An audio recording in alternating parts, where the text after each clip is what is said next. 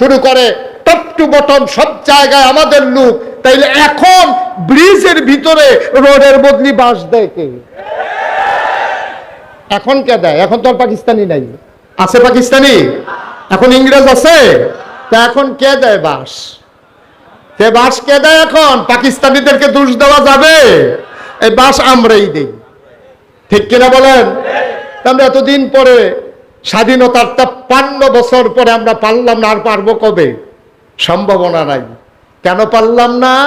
না পারার কারণ হলো নবীজি সোনার মানুষ বানিয়েছিলেন কোরআন দিয়া, আর আমরা সোনার মানুষ বানাইতে চাই কোরআনকে সেটিয়ে পিটিয়ে বিদায় করে দিয়া, ঠিক কিনা বলেন? কাগজে পত্রে সোনার বাংলা, আর আমরা খেয়াল করে দেখেছি চকিদার থেকে শুরু করে সর্বোচ্চ মহল পর্যন্ত টপ টু বটম সব জায়গায় সোনার বাংলায় সোনার মানুষের বদলে পাওয়া গেছে চিটার আর বাটপাড়ার হেডকোয়ার্টার। কারণ হলো আমরা কোরআন ছেড়ে দিয়া সোনার মানুষ বানাতে চাই। খোদার কসম, কোরআন ছেড়ে দিয়ে সোনার মানুষ বানানোর কোনো সম্ভাবনা নাই। আপনারা তো সবকিছু খেয়াল করেন না, আমার আবার অনেক কিছু খেয়াল করা লাগে। বাংলাদেশে দেখবেন বুদ্ধিজীবী কোনো আলেমরে কয় না, অথচ সবকিছুর বুদ্ধির আধার হচ্ছে আলেমেরা, কারণ তাদের ভিতরে কোরআন সুন্নাহর জ্ঞান আছে। এখন বুদ্ধিজীবী কয় কারে? বুদ্ধিজীবী কয় যারা ইসলামের বিরুদ্ধে কথা বলতে পারে তারা হলো বুদ্ধিজীবী। মাদ্রাসার বিরুদ্ধে, বক্তব্যের বিরুদ্ধে, কোরআনের বিরুদ্ধে, তাফসীর মাহফিলের বিরুদ্ধে যারা কথা বলে, বড় বড় কথা বলে, তারা হলো বুদ্ধিজীবী। তাদেরকে আমি দাউদকান্দি এক মাহফিলও যখন কইছি তারা বুদ্ধিজীবী, এক বুড়া বেড়া ফাল দিয়া কয় তেকু, আমি কোথে কেন আইসে নাকি তেকু, আমি কই তাইরে ফাইলে কি করলেন? হুজুর পানি লাগাইলাম, নইল তারে থুতাইয়া গোসল করাইলেন না। আমার দেশে যত বুদ্ধিজীবী আপনারা খেয়াল করেন না তো, আমি খেয়াল করা লাগে অনেক কিছু। আমি দেখছি আমার দেশের বুদ্ধিজীবী হলো সবগুলা তালখা ছোলা, মাথার চুল নেই। আমি অনেক গবেষণা করলাম, বুদ্ধির সাথে চুলের তো শত্রুতা কেন? যে বুদ্ধি থাকলে চুল থাকা যাবে না, কারণটা কি? আমি অনেক গবেষণা করে বার করছি, আমার মনে হয় বুদ্ধি গুতাইয়া তার চুল বেড়ে আলগা করে ফেলাইছে। তা ঠিক কিনা কন? এটি বুদ্ধিজীবী নামের কলঙ্ক। কয়দিন আগে একটা ধরা পড়ছে ঢাকা ইউনিভার্সিটিতে। ঢাকা ইউনিভার্সিটি চারটিখানি কথা না, এটার একজন প্রফেসর হওয়া এটা বিশাল বিষয়। ঢাকা ইউনিভার্সিটির প্রফেসর, সে বলেছে, খেয়াল করেন, সে বলেছে যে যারা পর্দা করে, বুরকা পরে, নেকাব লাগায়, হেজাব পরে, এইসব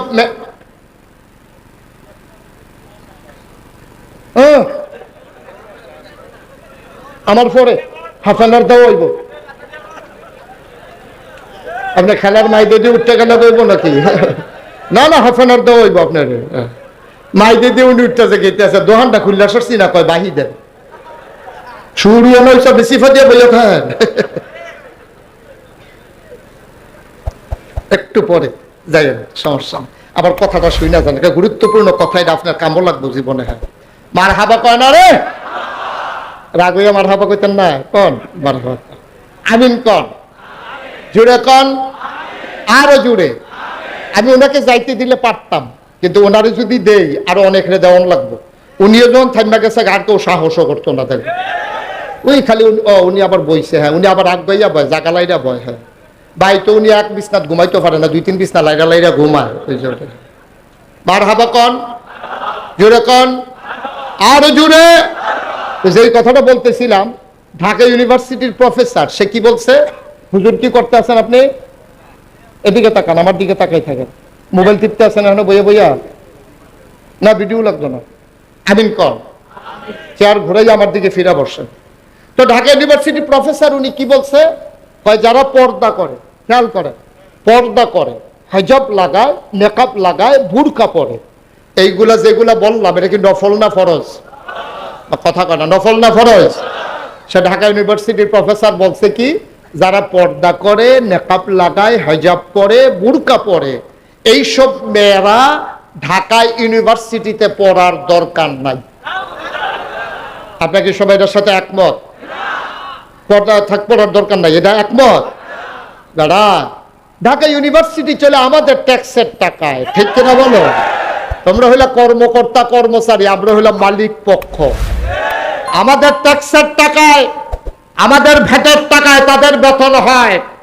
ঢাকা ইউনিভার্সিটির প্রফেসর, শতকরা ৯২ জন লোক মুসলমানের দেশে, যেই দেশ মসজিদের দেশ, যেই দেশ মক্তব মাদ্রাসার দেশ, যেই দেশ আলেম ওলামার দেশ, যেই দেশে হক্কানি পীর মাশায়েখেরা নেংটির বদলে লুঙ্গি পরা শিখিয়েছে, হরে রামের জায়গায় কলমা পড়তে শিখিয়েছে, শ্রীর জায়গায় মোহাম্মদ লিখতে শিখিয়েছে, টিকির বদলে যারা টুপি পরা শিখিয়েছে, যেই দেশে শতকরা ৯২ জন লোক মুসলমান, যেই দেশে মসজিদের মিনার থেকে আজানের ধ্বনি ভেসে আসে, মানুষগুলো আশার নামাজ পড়ে, দুরুদ পড়তে পড়তে ঘুমোতে যায়, ফজরের আজানে আবার যাদের ঘুম ভাঙ্গে, সেই শতকরা ৯২ জন লোক মুসলমানের দেশে ঢাকা রাজধানীতে শীততাপ নিয়ন্ত্রিত কক্ষে বসে পুলিশ পাহারায় ইসলামের বিরোধিতা করা সহজ, পাল্লে পাল্লের জমি এসে বলো পিঠের চামড়া নিয়ে ঢাকা যাওয়া যাবে না।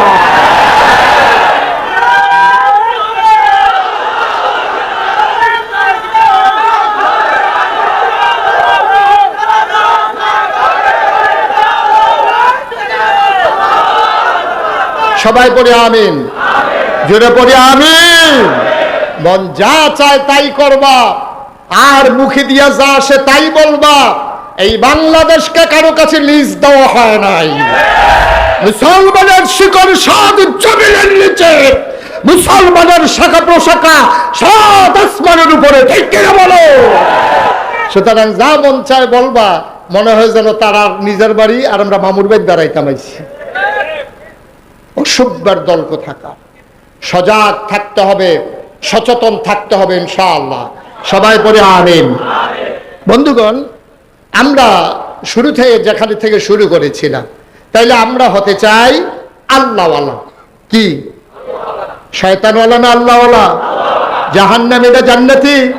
তাহলে জাহান্নামী যারা, তাদের ব্যাপারে, যারা জান্নাতি তাদের ব্যাপারে কথা হলো রাদিয়াল্লাহু আনহুম ওয়া রাদু আনহু।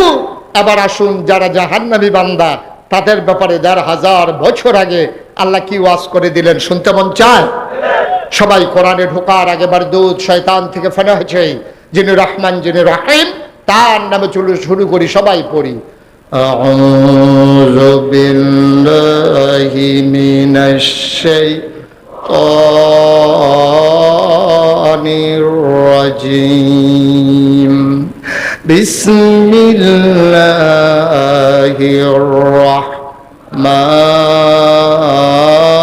রাহমানির রাহিম।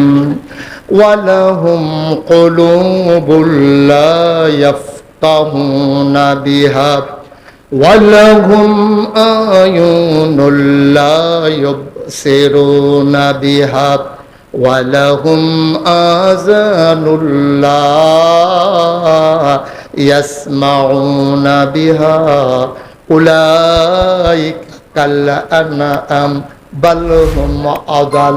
আল্লাহ কয়, শোনো শোনো শোনো, দুনিয়ার ভিতরে একদল মানুষ আছে, ওয়ালাহুম কুলুবুল লা ইয়াফকাহুনা বিহা, তাদের মন আছে বুঝে না, ওয়ালাহুম আয়ুনুল লা ইউবসিরুনা বিহা, তাদের চোখ আছে তারা দেখে না, ওয়ালাহুম আযানুল লা ইয়াসমাউনা বিহা, তাদের কান আছে তারা শুনে না। আমরা বলি মাওলা ও রব্বে করিম, এটা আবার কেমন মানুষ?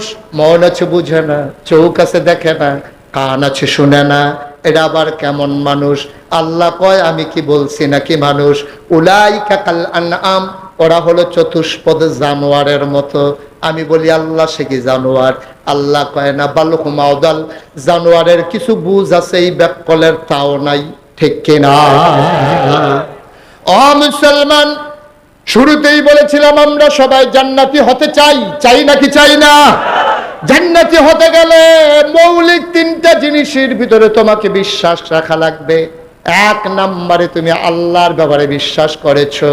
তোমার কাছে যদি আল্লাহ জানতে চায়, মা ও বান্দা আমার ব্যাপারে তোমার ধারণা কি, আমরা বলে দেই মাওলা রব্বে করিম। এটা জিজ্ঞেস করার কি হলো? কোরআনের 30 ওই প্রত্যেক দিন 5 ওয়াক্ত নামাজে প্রতি রাকাতে তোমাকে আমরা কি জানিয়ে দেই নাই? আলহামদুলিল্লাহি রাব্বিল আলামিন। সমস্ত প্রশংসা কেবলমাত্র শুধুমাত্র একমাত্র আমার আল্লাহ রাব্বুল আলামিনের জন্য, ঠিক কিনা? তাইলে আমরা প্রশংসা করব কার? ডাকবো কারে? চাইব কার কাছে? দিতে পারেন যিনি, তিনি কে? আমার দেশে এমন একটা আল্লাহ পাওয়ার পরে মানুষ মাজারে গিয়া সেজদা দেয় নাকি দেয় না? কি আল্লাহ? ওয়াল্লাহু আহাদ আল্লাহুস সামাদ লাম ইয়ালিদ ওয়া লাম ইউলাদ ওয়া লাম ইয়াকুল লাহু কুফুয়ান আহাদ। কেমন আল্লাহ আমার, যে আল্লাহর মতো আল্লাহ আর নাই। সবাই আমরা মুখাপেক্ষী। আমি মুশতাক ফৈজি ঢাকাই শেরপীর সাহেব, আমি এককভাবে ক্ষমতাশালী না, আমিও মুখাপেক্ষী। আমি পাঞ্জাবি গায়ে দিতে গিয়া কাপড় কিনা লাগে দোকান থেকে, দোকানদার কাপড় কিনে আনে ওই ফ্যাক্টরি থেকে, ফ্যাক্টরির মানুষগুলো সুতা কিনে আনে কাপড় বোনার জন্যে, সুতার জন্য চলে যাওয়া লাগে গাছের তোলার কাছে। একটা মানুষও স্বয়ং সম্পূর্ণ না। আপনার গায়ের পাঞ্জাবিটা সহজে দেখে ফেলছেন, এটার ভিতরে চক্রাকারে 10 থেকে 12টা গ্রুপ কাজ করতেছে, ঠিক কিনা? আপনি মাথায় টুপি দেখেছেন, এই টুপি এমনি আপনার মাথায় আসে নাই, এই টুপি বানাতে একটা চক্র কাজ করেছে। আপনার পায়ের জুতা, পরনের লুঙ্গি, সব কিছু আপনি কারো না কারো উপরে মুখাপেক্ষী। আপনি এমন করে দাঁড়িয়ে থাকতে পারেন না। আপনি সংসার জীবনে আপনার স্ত্রীর প্রতি মুখাপেক্ষী হয়ে গেছেন। আপনি ধান করে দেন, উনি রান্না করে দেয়। আপনি মাছ ধরে দেন, উনি তরকারি রান্না করে দেয়। তারপরে আপনি বসে বসে খান, প্লেটে খান, প্লেট আনা লাগে কোকারিজের দোকান থেকে।